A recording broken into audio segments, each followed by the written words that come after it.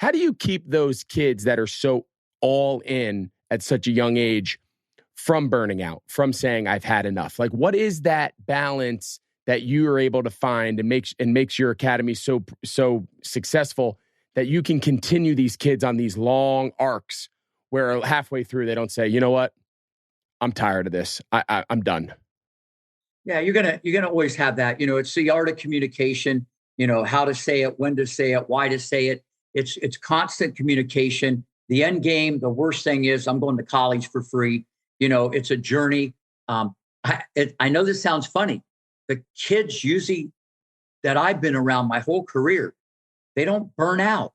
It's the parents that burn out. The parents, the kid gets 15. She looks different. People look at her different. She gets a boyfriend or a girlfriend or a driver's license. The mom and dad, they used to be in the front row. Now they're going towards the back row. They're going the other way. And, where when you're daddy's little girl or, your son, when you got that 8 to 13, you're there. And then so the parents are realizing, my kid's not going to Wimbledon.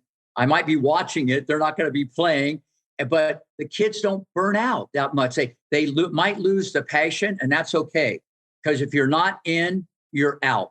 But that doesn't mean you can't get a great college scholarship and get a great education and be part of a team and stuff like that. So, but I've never had anybody just game, set, match, I'm out of here, unless they've had a catastrophic injury and they couldn't play anymore. It's the art of communication. And I'll go back to how we started the podcast. It's fun. You got to keep them in a fun environment and every day motivating them, no matter what. Even if they do something bad, there's a way to say it in a positive way to get your point across. And, instead of just keep beating on someone. I get it. You got to be truthful and you got to be honest with them. And you got to be careful doing that all the time.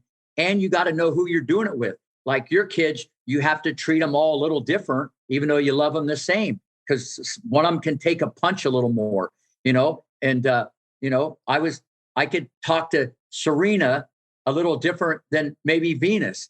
Roddick, I could do whatever I wanted. He just said, bring it on, man. He would come right back at me. But a boy's different than a girl. I do it very differently.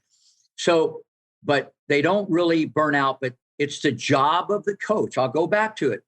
You're hired not to let them burn out. I'll flip it the other way. That's what you're getting paid to do. You're hired to make them have a great attitude. You're hired to make them compete better. You're hired. Now, the parents think they'll win more, but you can't always judge success in winning and losing. No question. I didn't pick up a racket till I was 12. No one taught me how to play, but I know how to compete. And by 18, I was number one in the Ohio Valley, and people were going, what is this all about? So I get it from the old school, and that's still a part makes me more diverse in how to handle all these cast of characters.